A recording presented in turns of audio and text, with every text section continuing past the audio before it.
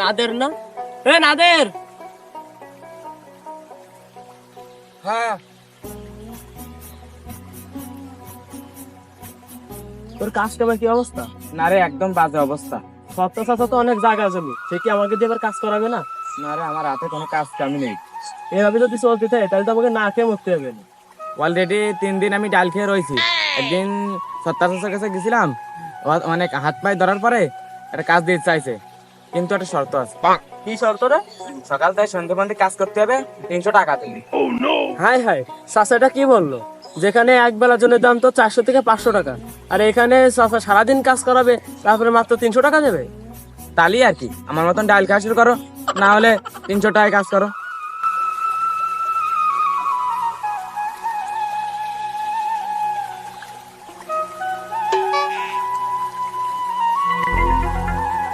বর্তমানে জোন দেওয়া লোক তো অনেক বেশি। আমার যে জায়গা জমি আছে, অন্যবার 40 থেকে 50 হাজার টাকা লেগে যায়। সেই জায়গা আমার এবার আর 10 হাজার টাকা শেষ করতে হবে।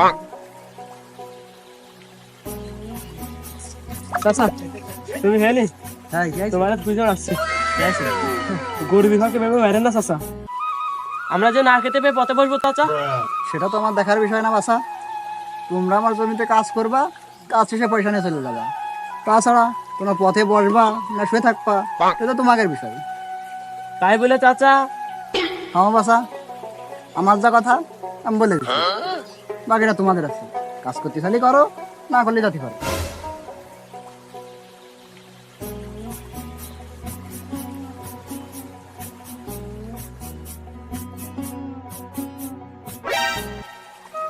কিরে সবাই হঠাৎ করে জায়গা ডাকলি, কোনো কাজের ব্যবস্থা করতে পারলি?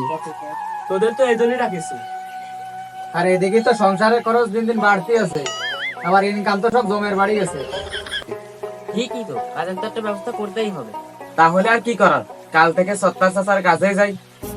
ওরে আল্লাহ, শেষমেশ সত্য চাচা, আমরা যে না খেতে পেয়ে পথে বসবো চাচা। সেটা তোমার দেখার বিষয় না বাসা। তোমরা আমার জমিতে কাজ করবা, কাজ শেষে পয়সা নিয়ে চলে যাবা। তাছাড়া তোমরা পথে বসবা না শুয়ে থাকবা, এটা তোমাদের বিষয়। তাই বলে চাচা, আমার বাসা, আমার যা কথা আমি বলে দিচ্ছি, বাকিটা তোমাদের আছে। কাজ করতে খালি করো, না করলে জাতি করো।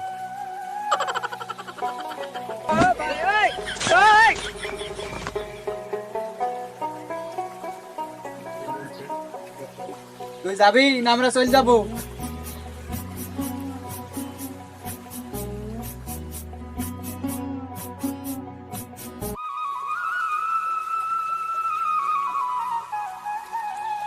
হ্যাঁ সত্তা চাচার বই না, আমাকে ডাল খাওয়ার দিন শেষ।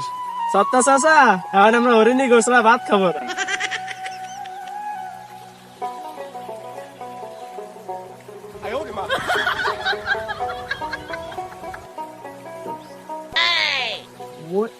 শামসু বসে রয়েছে না?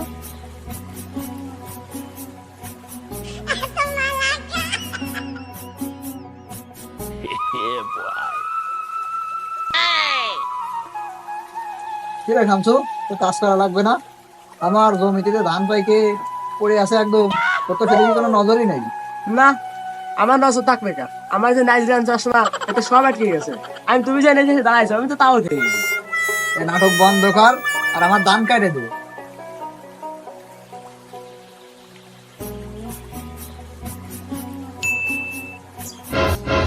এই কি রে, আসলাম না? কেন চাচা, চিন্তি কোনো সমস্যা আছে?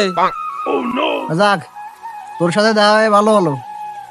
তা আমার ধান রয়েছে বেলি, ধানগুলো কাটে দিস। আর তুই আর শামসু, তোদের গেট আপ তো পুরোই চেঞ্জ। অত বুঝে তোমার কাম নেই, হাতে সময় কম। এ শামসু, গাড়ি বের কর, ধান কাটতে যেতে হবে। বাবা বাবা, তোরা বর্তমানে গাড়িতে করে কাজে যাস? তা যাই হোক, এখন তো তাহলে কাজে আমার জমিতেই যাচ্ছিস। না চাচা, এবার তোমার কাজ আমরা করতেছি না, আমাদের হাতে অনেক কাজ। এবার তুমি পারলি অন্য কারোতে করাও। কিরে, তুই কি আমারে কলি? না, আমারে করছে। এখন আর আগের দিন নেই, এখন জনের অনেক দাম, তুমি দিতে পারবা না। এই, তোরা কিন্তু ভুলে যাস নে, আমার অনেক জমি। যাই হোক, তোকে 400 টাকা করে দিবা নেই। চাচা কলো কি? আমরা যে কালকে জন দিয়ে আসলাম তার 5,000 টাকা পেয়ে গেছি। কি একদিনই 5,000? হ বাপু, 5,000। আর তুমি 400 নাকি কইলে, ওটা তুমি ফকিরে দিয়ে দিও। এসব বাদ দাও, কাজ করার চালে আগে সিরিয়াল দাও আর অ্যাডভান্স 1,000। ও আকরাম, এ তুই কি শুনাইলি? তুমি ঠিকই শুনেছাও, শুধু টাকা দিলে হবে না, আনে খাতি যাবে 2 বার, সকাল 7টায় একবার আর 10টার সময় জন শেষ হবে, বাটি ভরে দিবা, বাড়ি যা আবার খাবো। ও জ্ঞান হলে হবে না, নে হাতে দিতে হবে না, গরম করে দিয়ে। আমার সব শেষ, আমি আজকে তো তোকে সাথে চলে যাবো। না চাচা, ও কলে হবে না, নে তোমার জমিটা জানো কত দূর? তোমার জমি কথা তো তাও ভুলে গেছিস, মাত্র 5 মিনিটের পথ। এত দূরের পথ আমরা তো পায়ে হেঁটে যেতে পারবো না, আমাকে তো গাড়ি পাঠাতে হবে।